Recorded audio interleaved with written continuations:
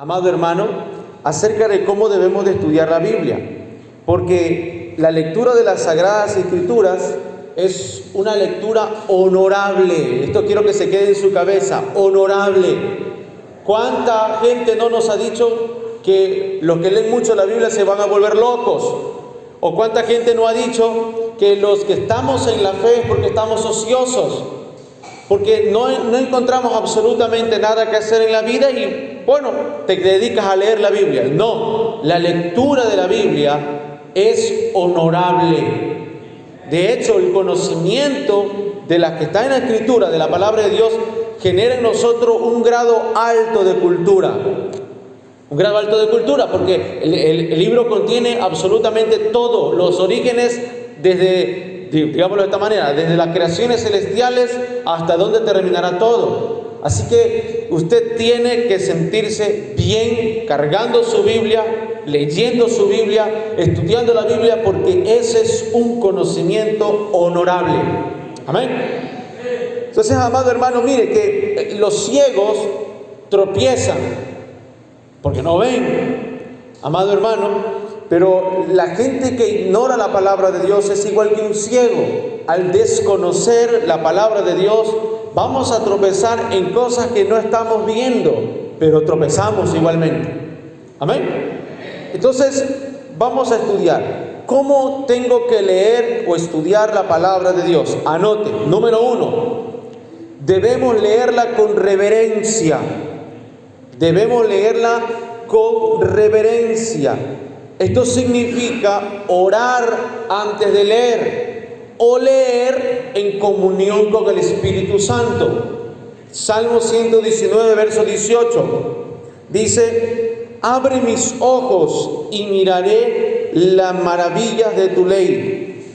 Abre mis ojos y miraré las maravillas de tu ley. La Biblia, su autor es el Espíritu Santo. Los judíos tenían una creencia de que el Espíritu Santo tenía una acción doble en el tema de la palabra.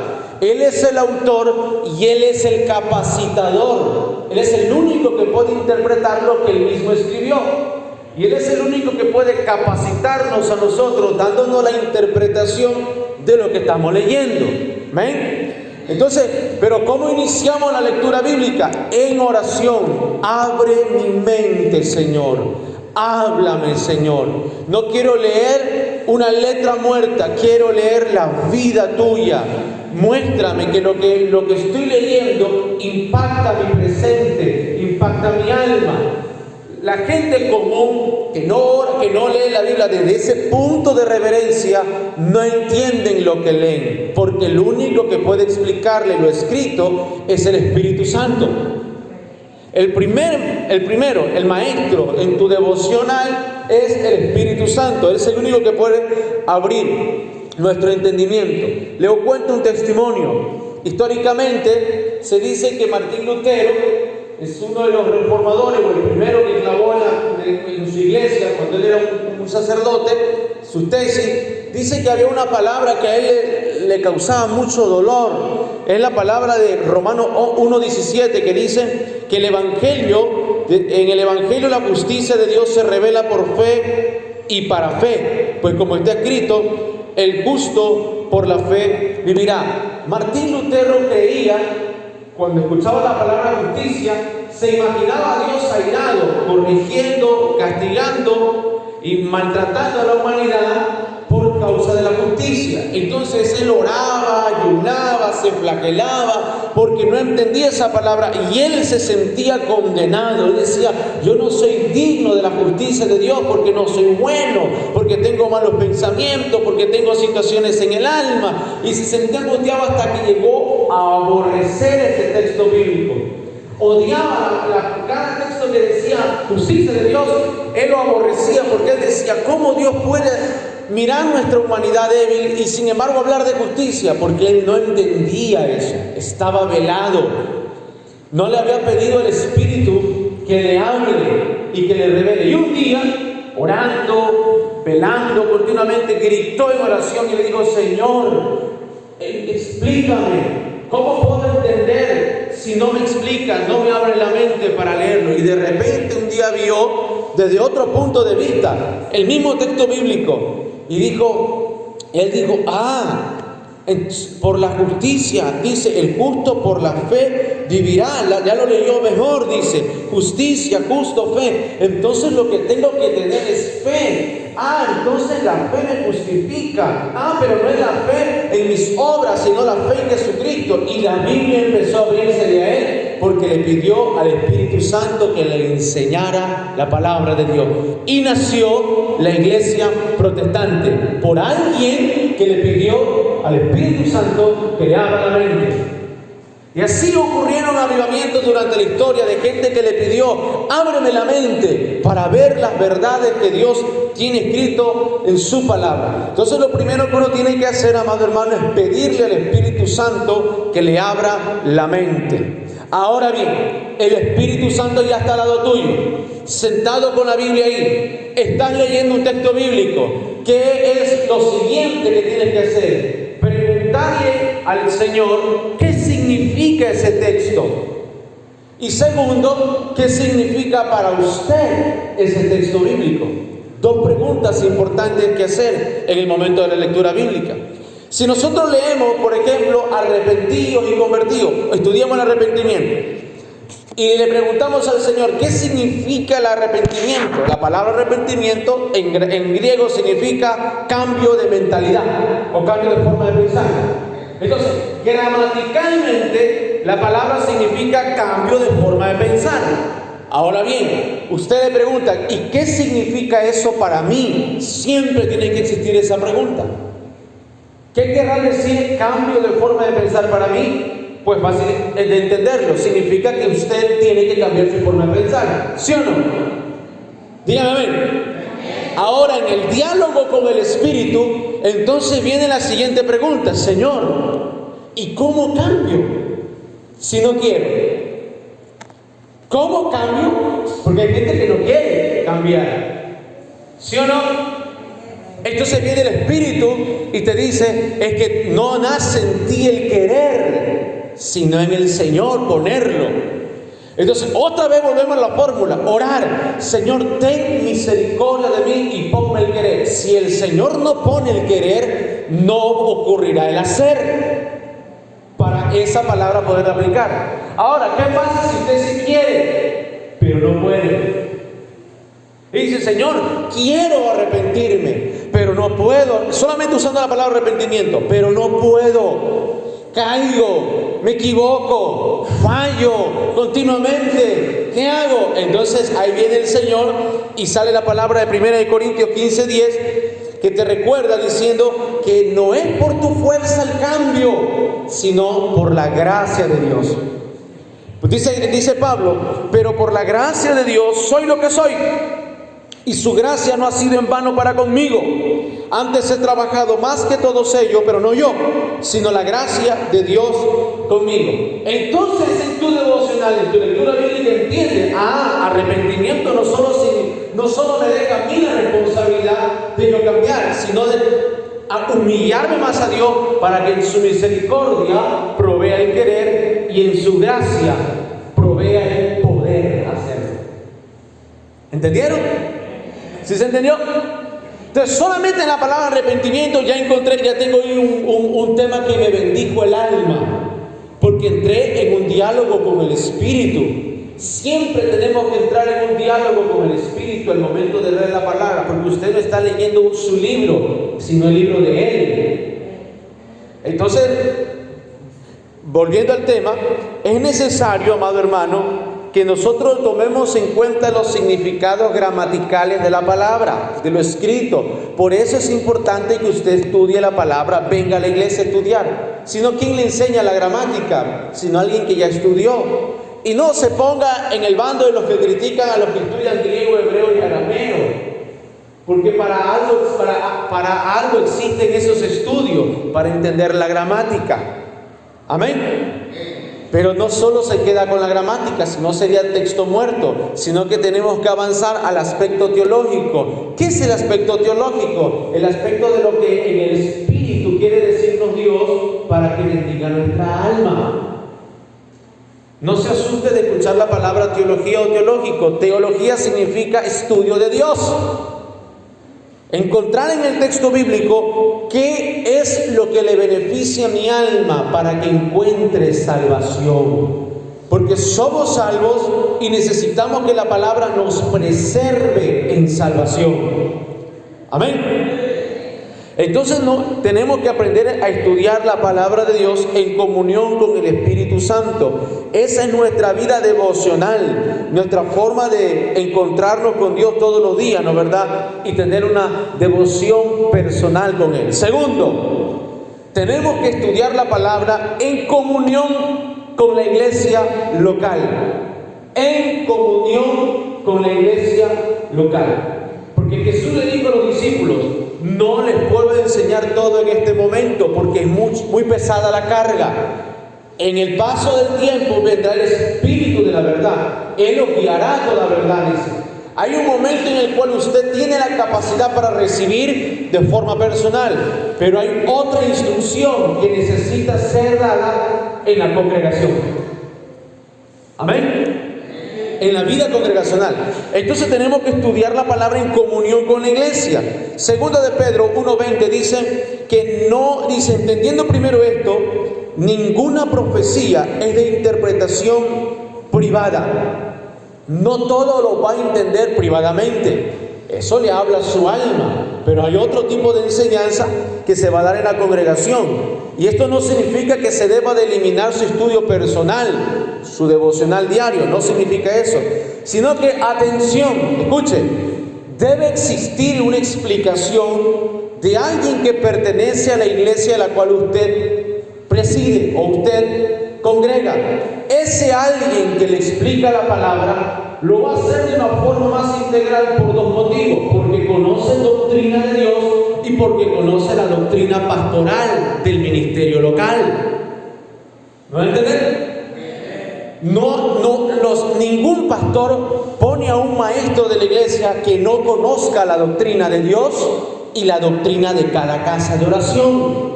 Cada ministerio tiene una doctrina individual.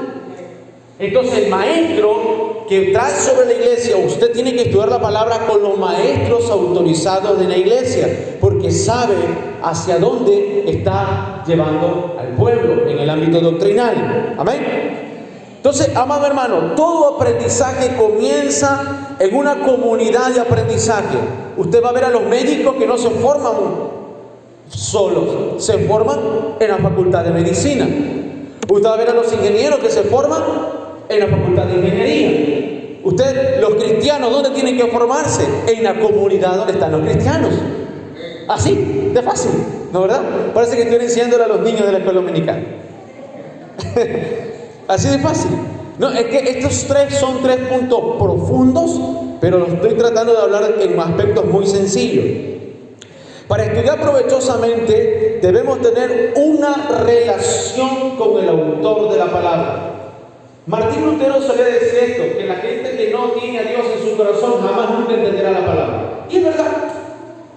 La gente puede leerlo, tener una opinión de la palabra, pero la bendición de lo que está escrito realmente es mucho más productiva a aquellos que tienen una relación con Dios, porque se acercarán a la palabra porque tienen deseo de conocerlo a Dios, tienen deseo de encontrar la verdad de Dios, tienen un deseo por ser instruidos en la verdad de Dios.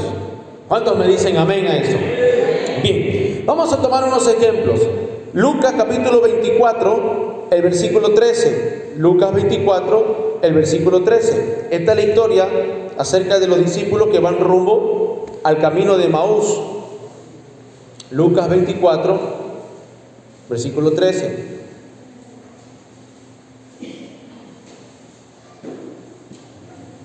Vamos a leer este ejemplo, este primer ejemplo, para que veamos cómo aplicamos el tema de la instrucción de la palabra. ¿Lo tiene conmigo? Bien. He aquí, dos de ellos iban el mismo día a una aldea llamada Emaús, que estaban a 60 estadios de Jerusalén, e iban hablando entre sí de todas aquellas cosas que habían acontecido. Sucedió que mientras hablaban y discutían entre sí, Jesús mismo se acercó y caminaba con ellos, mas los ojos de ellos estaban velados para que no le conociesen. Y les dijo: ¿qué pláticas son estas que tenéis entre vosotros mientras camináis? ¿Y por qué estáis tristes?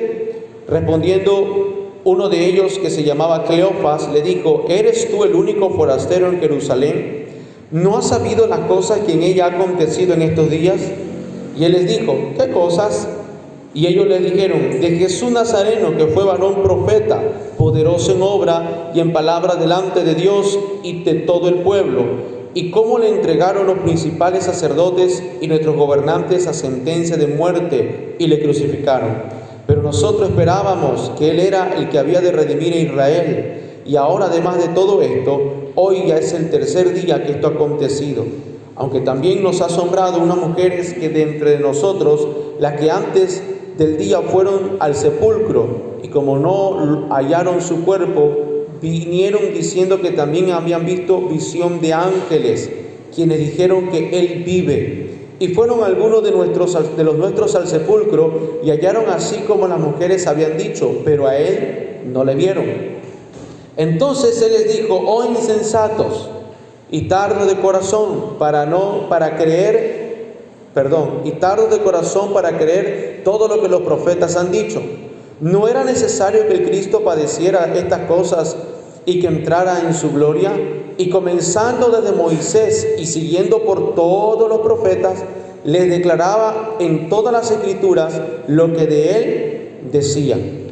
Llegaron a la aldea donde iban, y él hizo como que iba más lejos, mas ellos le obligaron a quedarse diciendo: quédate con nosotros, porque se hace tarde y el día ya ha declinado. Entró pues a quedarse con ellos, y aconteció que estando sentado con ellos en la mesa, tomó el pan y lo bendijo, lo partió y les dio. Entonces le fueron abiertos los ojos y le reconocieron, mas él desapareció de su vista.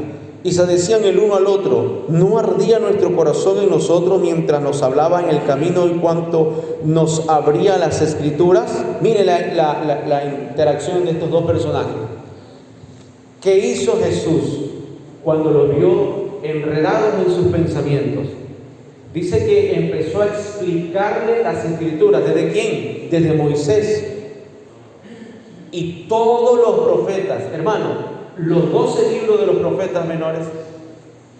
Hermano, según la Biblia hebrea, los profetas mayores comenzaban desde Josué en adelante, explicándole todos los profetas, la historia de Josué, la historia de Moisés, los 150 salmos, explicándole a estos dos cómo era el proceso de Cristo. Mira la importancia que Dios le da al desarrollo o al desenrollo de su palabra.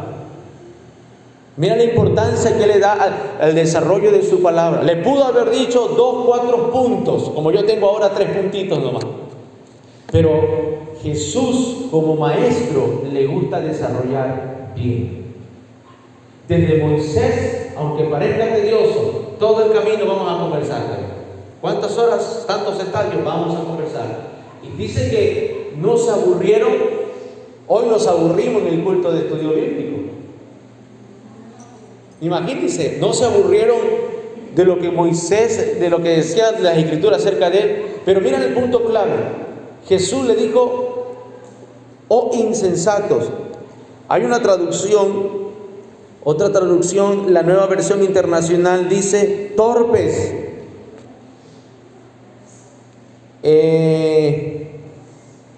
Bueno, otra traducción dicen cositas más fuertes. Pero imagínense si yo a los hermanos que se arrancan la cabeza y yo les dijera torpe, me quedo sin discipular, hermano. Se me van todos los hermanos. Pero el Jesús que usted tiene en su corazón trata así a la gente que es cerrada, que es dura. Porque una cosa es ser ignorante y tener hambre de conocimiento, otra cosa es ser necio. Y por más que el conocimiento está brindado a la mesa, usted nunca se sacie. Eso se llama glotonería. No hablando de nunca te sacies, de que siempre tienes hambre de conocimiento, no, sino que nunca te sientes complacido de que lo que se te enseñó realmente vino de Dios. Pero la cura de eso está en el desarrollo. Mientras más torpes somos en la palabra, más Dios va a desarrollarla. Porque si no entiendes por el desarrollo de las manzanas, hará el desarrollo de las peras, hará el desarrollo de las sandías, hará el desarrollo de las ovejas, hará el desarrollo de las parábolas. Siempre Dios hará desarrollo. Entonces, amado hermano, quiero que observe ese punto de vista ahí, que Dios está interesado en dar desarrollo. Pero ¿por qué no lo vieron? Dice que los ojos de su mente, de su entendimiento, estaban velados. Por eso siempre hay que pedirle al Espíritu Santo que nos hable la palabra. 1. 2. Siempre el ministro que te enseña la palabra tiene la autoridad y poder para removerte los velos. Cuando no pueden entender algo, ahí Jesús apareció. ¿Qué están conversando? ¿Necesitas un consejo? ¿Necesitas destrabarte de algo? Tengo el poder para abrirte los velos. ¿Me va a entender? Fíjese que el apóstol Pablo, Dios está interesado en despertar el hambre por su conocimiento. Y miren lo que el apóstol Pablo en Colosenses 1, 28 al 29. Pablo, usando la palabra, dice: a ese Cristo proclamamos, aconsejando y enseñando con toda sabiduría a todos los seres humanos, para presentaros a todos perfectos en Él. Con este fin trabajo y lucho, fortalecido por el poder de Cristo que obra en mí. ¿Cuál fin? Presentar a la gente que lo escucha. Ese es el fin, presentarlos como gente perfecta, es decir, como gente madura. Pero ¿cuál es la herramienta que utiliza el apóstol Pablo para desarrollar madurez? Dice: la palabra en proclamación, que es predicación; aconsejamiento, que es ministración, aconsejamiento particular; y enseñanza. 3 cositas: predicación, aconsejamiento y enseñanza. Hace algunos meses Dios me hablaba y me decía lo fuerte que va a sostener un ministerio, una iglesia, después de esta pandemia. Será este cordón del tres dobleces: la consejería bíblica, la enseñanza bíblica y el estado cultico o la proclamación bíblica. Si nosotros localmente desarrollamos esas 3 cosas, hermano amado, no se va a morir el ministerio con puros viejitos. Tendremos generaciones que pasarán la antorcha a las siguientes generaciones. Porque nuestros jóvenes piden consejo, los matrimonios piden consejo, y se necesita consejería profesional, enseñanza, y aquí lo hay. Aquí lo hay. Entonces, amado, por eso les digo, con el tiempo yo espero, en los próximos añitos, que Dios me permita hacer un test para casar jovencitos. Y digo, si aprueba el test, le entrego la novia, le entrego el novio. Pero eso es la iglesia ideal. Ojalá que sea la iglesia real. Amén. Pero mire, Pablo utiliza la proclamación, el aconsejamiento y la enseñanza con toda sabiduría a todos los seres humanos. Y la oración de Pablo, lo mismo Colosenses, capítulo 1, verso 9, dice: por lo cual también nosotros, desde el día que lo oímos, no cesamos de orar por vosotros y de pedir que seáis llenos del conocimiento de su voluntad en toda sabiduría e inteligencia espiritual. Inteligencia es comprensión.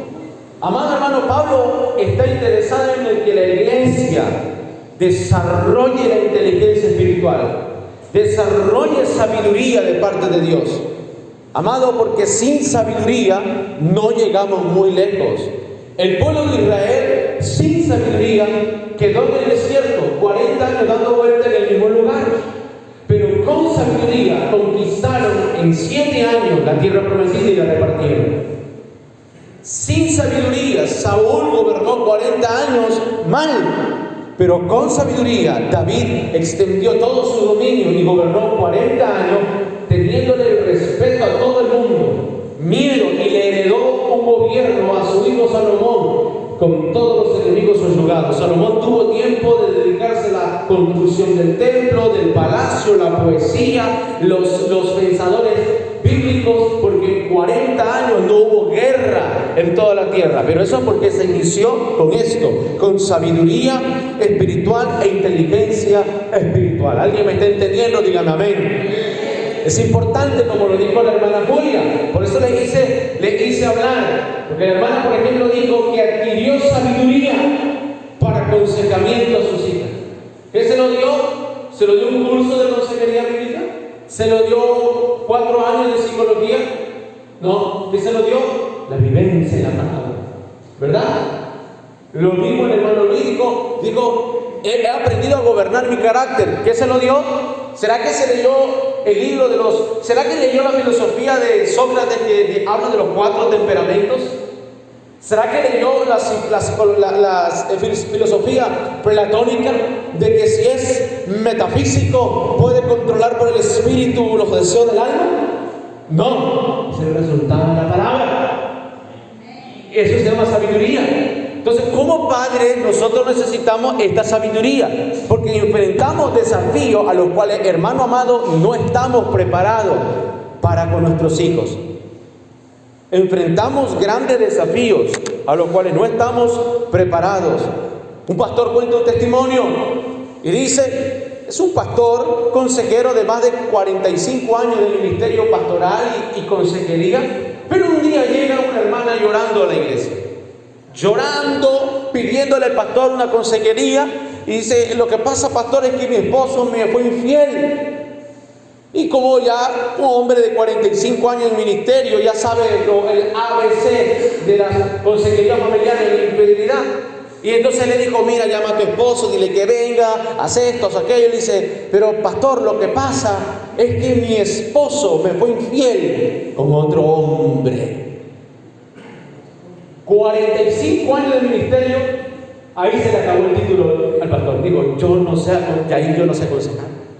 ¿Cómo le quito del corazón de un hombre el amor de otro hombre? Hasta ahí me llegó la consejería y tuvo que reevaluarse, tuvo que reingeniarse para poder salvar ese matrimonio. Lo hizo, porque llamó a la pareja y lo confrontó. Le dijo, ¿quieres salvar tu matrimonio o quieres que tus hijos caminen en maldición? Y el hombre reaccionó y dijo, sí, quiero renunciar a mi pecado de homosexualidad. Hermano, si eso está empezando a ocurrir hoy en día por los desórdenes sexuales que hay, amado hermano, y tenemos que saber y tener sabiduría para enfrentar esas situaciones. Amén. Otro testimonio del mismo pastor que le diga yo, que me pasaron bastante, un testimonio más, dice que llegó un esposo, un dentista, un hombre próspero, adinerado, cuerpo atlético, así como el del hermano Iván, así, perpudo, así, dice guapo como el hermano, así guapo, así. Pero tenía una esposa que era así una chiquita, así que como Lea más o menos, y lo único bonito eran los ojos. Así, una gordita, así chiquita, tenía 2 hijos, y siempre le preguntó a la familia, ¿qué le viste a esa mujer? Dice, pero algo le vio, una mujer extraordinaria, porque él vivía enamorado de esa mujer, trabajaba para ella, todo para él. Un día le dice a la esposa, mi amor, vamos a comprarle una casa nueva, una casa más grande, y tú vas a tener el cargo de la administración, mira dónde van los cuartos, todo el tema. Yo tengo que decir, el hombre tenía 2 trabajos, y tenía que trabajar. Entonces, ya van, días vienen, meses van, meses vienen, y después de un año de la construcción de la casa, la mujer le confiesa y le dice que ya no lo quiere a él, que está enamorada del albañil que trabajaba en la casa. Entonces el hombre devastado viene a donde el pastor, llorando, dice, no sé qué hacer, ayúdeme. Y otra vez, el pastor ya conoce el ABC de los problemas del adulterio, y le dice, trae a tu esposa y vamos a hacer esto y lo otro. Pero él dice, mi esposa no quiere. Pero entonces el divorcio, pero yo no quiero divorciarme. Entonces, ¿cómo se hace? Y dice, ese no es lo peor es que el albañil ha embarazado a mi esposa. Y ella quiere irse con él, con mis 2 hijos, a otro estado, a otra ciudad. Entonces, mire esos conflictos, ¿cómo uno aconseja en esos casos? Si no tenemos la sabiduría celestial, si no nos hemos preparado, si no hemos instruido, hemos surgado o hemos abierto un poquito la mente y el depósito para lidiar esos tipos de temas. ¿Qué hubiera hecho? Yo le hubiera dicho, bótala, sin tus hijos, demándala. O sea, bien carnal, ¿no? Pero el pastor fue mucho más sabio. Por eso, la unción que tienen los pastores, ¿verdad? Fue mucho más sabio y le dijo, llama a tu esposa. Y la llamó a la esposa. Y le dijo, ¿quieres salvar tu matrimonio? Y ella dijo, no quiero.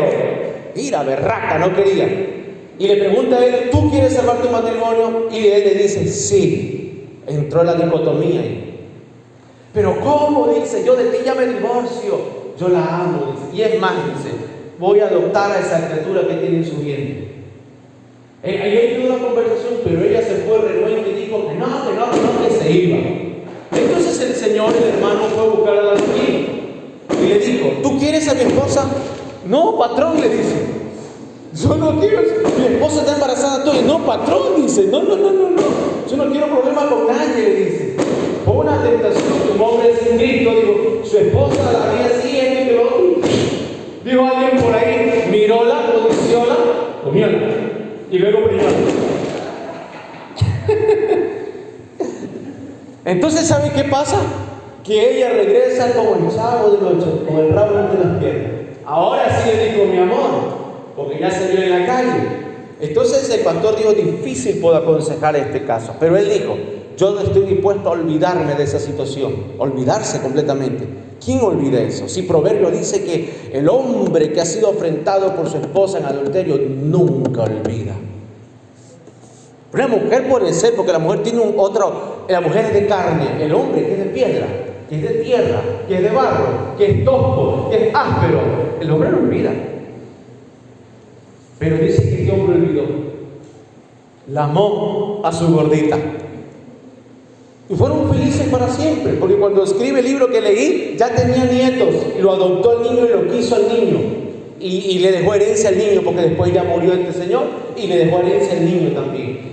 Eso es lo que hace la palabra de Dios en un cristiano. Pero mire, es interesante cómo tenemos que prepararnos.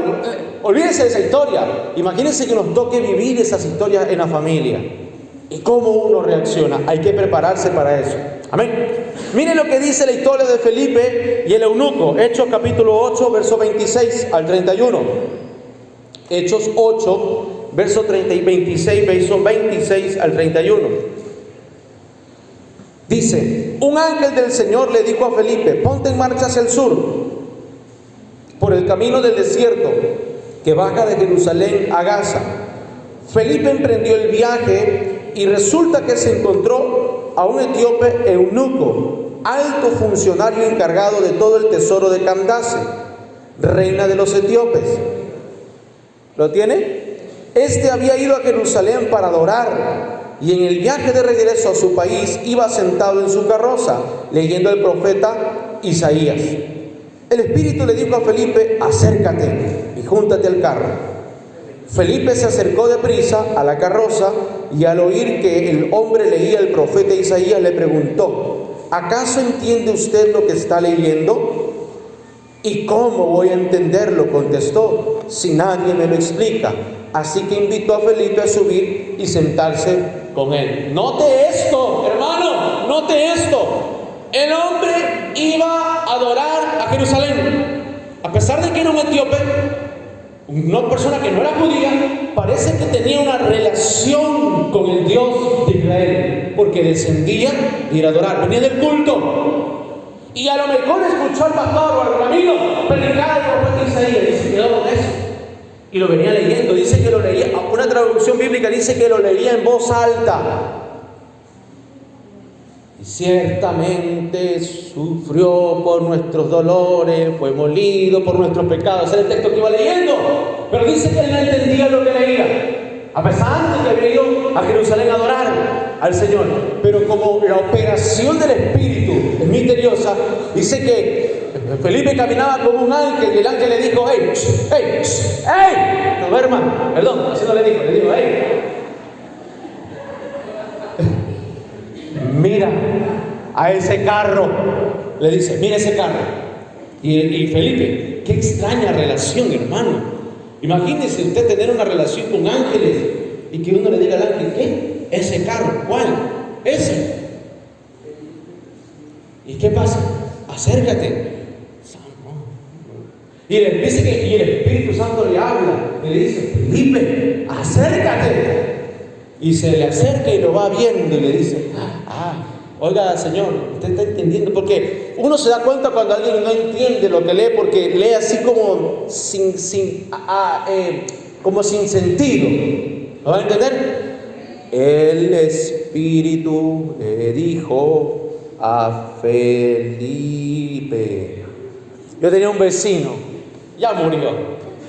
Un vecino que cada vez que yo pasaba por la casa, un viejito, se ponía en la puerta ahí, un viejito a leer la Biblia y la leía así. En la mañana que yo salía siempre a comprar el pan, se ponía así: el Espíritu le dijo a Felipe.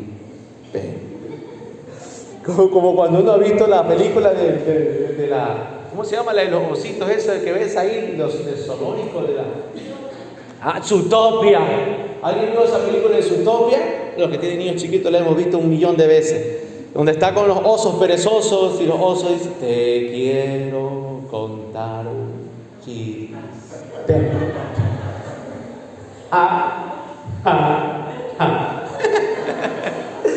Así hay gente que lee la Biblia sin sentido. Y Felipe se le acerca y le dice: ¿entiendes lo que lees? ¿Cómo voy a entenderlo? Mira, Dios despierta en nosotros no solo el conocimiento para aprender la palabra, nos enseña la palabra para prepararnos para alguien que no la entiende. Porque uno estudia la Biblia no para hacer glamour de lo que sabe, sino para tener compasión de quien no sabe. Porque afuera hay gente que quiere el mensaje, pero no lo entiende. Usted tiene tiempo aquí en la iglesia. Usted tiene palabra aquí en la iglesia. Usted tiene griego, hebreo, arameo. Me falta hablarle chino y quechua. Pero usted tiene palabra. ¿Sabe para qué? No para que se quede en su corazón, sino afuera hay un montón de eunucos que están yendo a adorar a Dios a lugares equivocados ya. Porque en ese momento la adoración ya no era en el templo de los judíos, sino que era en el aposento alto. Amén. Entonces usted está siendo preparado para eso. Pero quiero que note esta instrucción. Lo que va a dar la palabra necesario es ser guiado por el Espíritu Santo. Esto no es cuestión de tomar un megáfono y decir: sé 2 textos bíblicos, voy a hacer un aire libre. No, hay que esperar que el Espíritu diga: acércate, mira la necesidad. ¿Puedes o no puedes interpretar eso? Si no, cállese la boca. Hay que ser guiado por el Espíritu Santo para poder traer una palabra, una instrucción bíblica. Pero, amado hermano, quiero que se dé cuenta que hasta este punto Dios está usando herramientas humanas para dar instrucción que difícilmente puede ser concebida. ¿Cuál fue el resultado? Versículo 34 dice: respondiendo el eunuco, dijo a Felipe: te ruego que me digas, ¿de quién es el profeta? ¿De quién dice el profeta esto? ¿De sí mismo o de algún otro? Entonces Felipe, abriendo su boca y comenzando desde esta escritura, le anunció el evangelio de Jesús. Y yendo por el camino llegaron a cierta agua, y dijo el eunuco: ¿a qué hay agua? ¿Qué impide que yo sea bautizado? Y Felipe dijo: si crees de todo corazón, bien puedes. Y respondiendo dijo: creo que Jesucristo es el Hijo de Dios. Y mandó al parar el carro, y descendieron ambos al agua, Felipe y el eunuco, y le bautizó. Dice: cuando subieron del agua, el Espíritu del Señor arrebató a Felipe, y el eunuco no le vio más y siguió gozoso en su camino. Note esto. Dice que le da la palabra y rápidamente la gente tiene hambre. Dice: ¿de quién habla? ¿A qué se refiere? Hay que hacer Cristo. Pero no le dijo solo el facilismo de: sí, Cristo te ama, avancemos, Jesucristo arriba y hoy y siempre y este y nada más. No, dice: desarrolló el evangelio, le presentó a través de las escrituras el evangelio. Entonces, el estudio bíblico es para que usted se capacite para eso. Y mañana José se gana a alguien para Cristo y le dice: José, ¿me puedes bautizar? ¿Qué va a hacer José? Amén.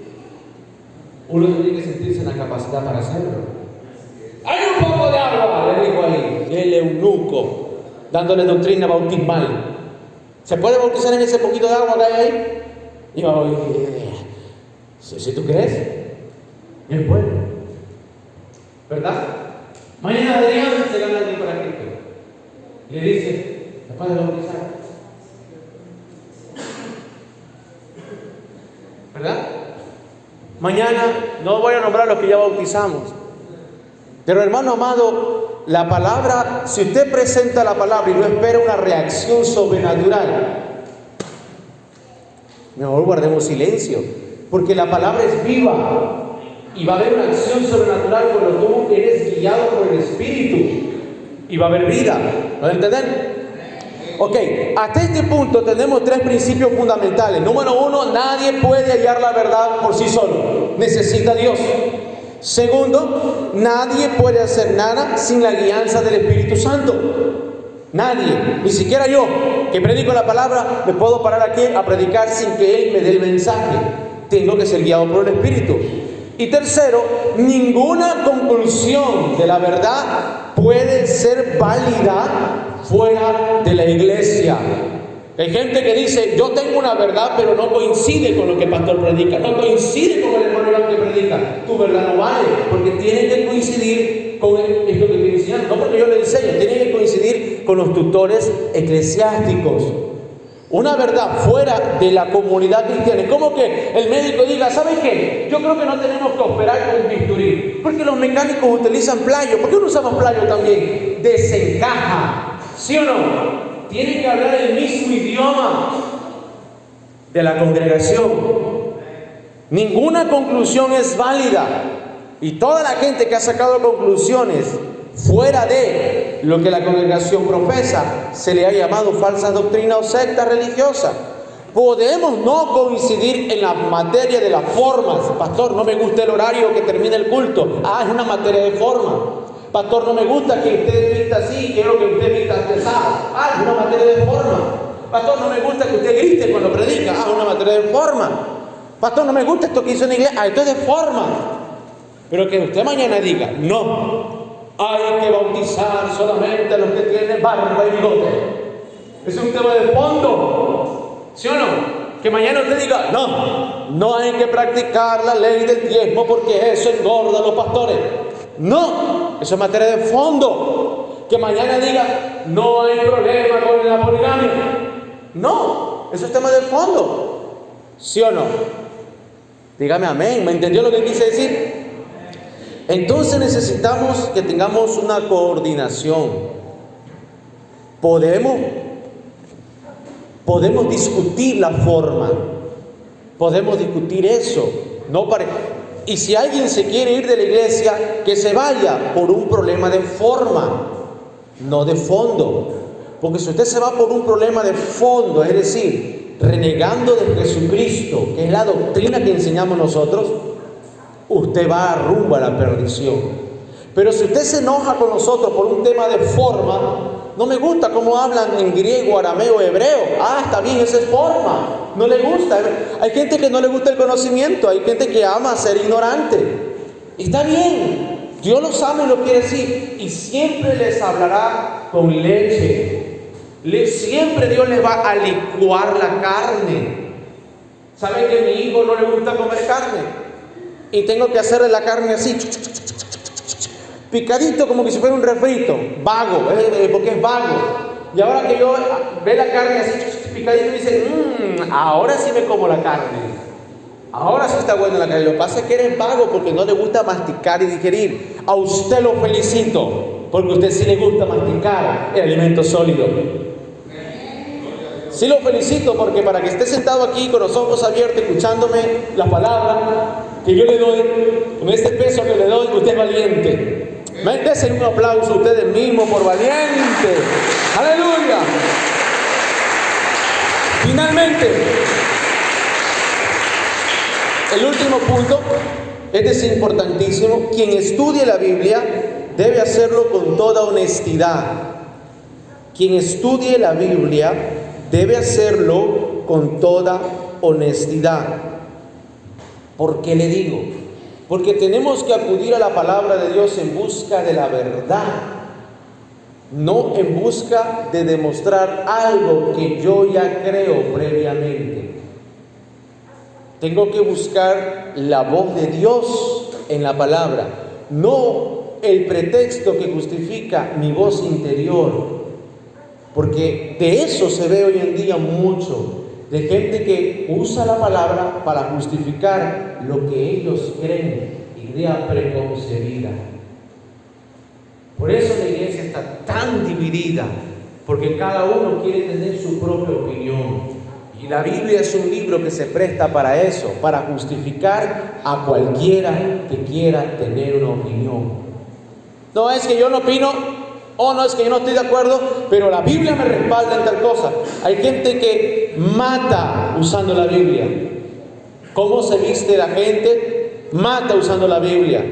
Hay gente que ataca el conocimiento, la ciencia, y dicen, pura letra muerta, mata la sabiduría, usando la misma Biblia.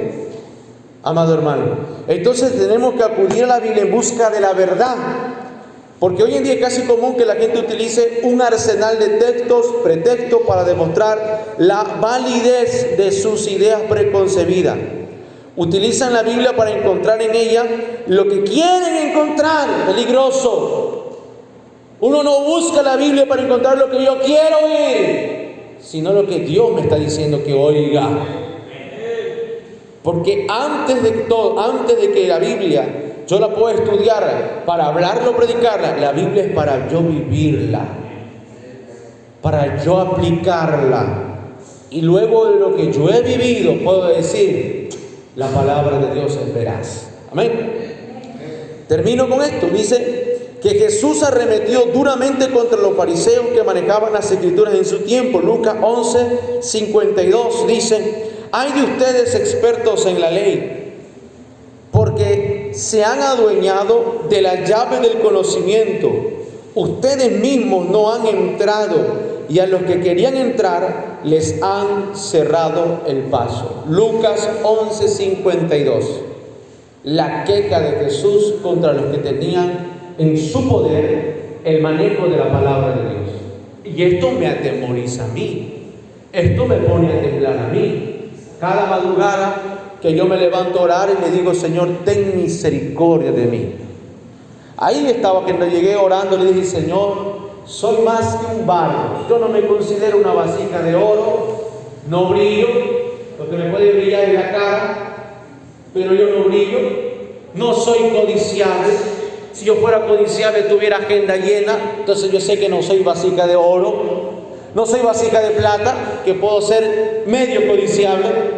No soy ni de hierro para que me usen para construcción de edificios espirituales. Le dije, soy un simple vaso de barro, tosco, que hago daño al que agarra. Al que me agarra, le digo, Señor, ten misericordia de mí, no quiero estorbar tu palabra. Si hay algo a lo cual yo le tengo miedo, es a estorbar cuando Dios quiere hacer una obra a través de su palabra. Y le digo, quítame la humanidad, que no sea yo que transmita mi mensaje. No es mi mensaje, es el mensaje del Señor. Por eso me cuido de no ofenderlos. Más allá de hacer una, si alguien se ofende por la broma, pues es un tema de forma. Pero me cuido de mi intención, no ofender lo que la gente cree, lo que la gente piensa, lo que la gente es. Me preocupo de que mi humanidad estorbe la obra que el Espíritu Santo quiere hacer. Entonces, amado hermano, nos tiene que preocupar. Dice que estos doctores de la ley tenían la llave del conocimiento, porque mientras más conocimiento uno tiene, más Dios le demanda a uno. No crea, hermano, que tener conocimiento es solo una virtud terrenal. Jesús dijo, les hablo palabras terrenales y no las entienden. ¿Cómo les hablaré las palabras celestiales? Los que somos maestros de la palabra, somos criticados, atacados y juzgados por la gente que cree que lo que enseñamos es teología terrenal. Pero tengo que partir por algo que usted puede entender para llevarlo a algo celestial. Entonces tengo temor, y usted tiene que tener ese temor también cuando lee la palabra, en cómo se la transmite a sus hijos, en cómo se la transmite a su pareja, en cómo se la transmite a los vecinos del barrio, cómo que nuestra humanidad no estorbe la obra de Dios. Por eso, amado, es motivo de vivir pidiéndole a Dios misericordia. Depende de usted. ¿Cómo quiere venir cada noche? Como aquel fariseo arrogante que dijo: Señor, todo, derrama la unción porque me la merezco. O venir como el publicano: Señor, soy un vaso de barro, no sirvo para nada. Pero si tú le pones contenido, al menos alguien quiera beber de mí. Porque a la larga, ¿qué es lo que nos hace especial? Si no es el contenido, lo que Dios ha puesto en nosotros. Entonces quiero decirte algo. Siéntete como un vaso de barro. Siéntete como un vaso de barro. No te sientas especial, aunque eres especial por lo que portas. Tienes el tesoro del Señor en tu vida, en tu corazón. Pero no te sientas especial, porque somos solo vasos de barro. Porque un día el Señor va a decir: subid acá.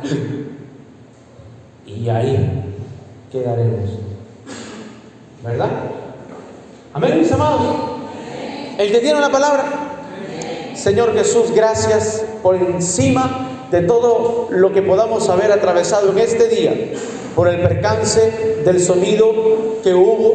Solo tú sabes, Señor, qué le pasó al equipo, pero por cualquier situación hoy estamos aquí. Hemos estudiado tu palabra, Señor, y queremos que al leer la Biblia, la vida del Espíritu salga por cada texto, palabra, por cada página, Señor, y venga a nosotros la vida del Espíritu, nos transforme, Señor. Y si algo no entendemos, Señor, poder venir con hambre a la iglesia, a la comunidad cristiana, porque tú tienes, Señor, ministros de tu palabra que puedan mover los velos de nuestro entendimiento. Señor, solo somos vasos de barro, solo somos vasijas, Señor, ásperas, rústicas, que siempre nos echamos a perder en tus manos, pero fiel y misericordioso eres tú, Señor, que nos vuelves a formar como predicadores, como pastores, como maestros de tu palabra. Señor, te pido, Padre,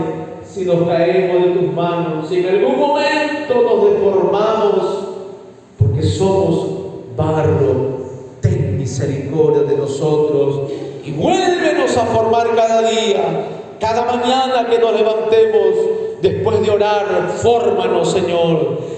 Si en la tarde, en el trabajo, cualquier cosa que pasamos nos deformaron, en la noche vuélvenos a formar, Señor. En el nombre de Jesús de Nazaret te lo pedimos. Queremos seguir sosteniendo, cuidando este tesoro que tenemos de la vida eterna, Señor, la salvación que nos ha concedido. Queremos seguir trabajando en ello, Padre, y te pido en el nombre de Jesús, concede a tu iglesia sabiduría, ciencia, conocimiento e inteligencia espiritual. ¿Para qué? Para madurar en la fe, para conocer tu voluntad y seguir avanzando de tal manera, de esta manera queremos presentarnos delante de ti, Señor, en el nombre poderoso de Jesús de Nazaret. Amén, amén y amén. Gloria a Dios.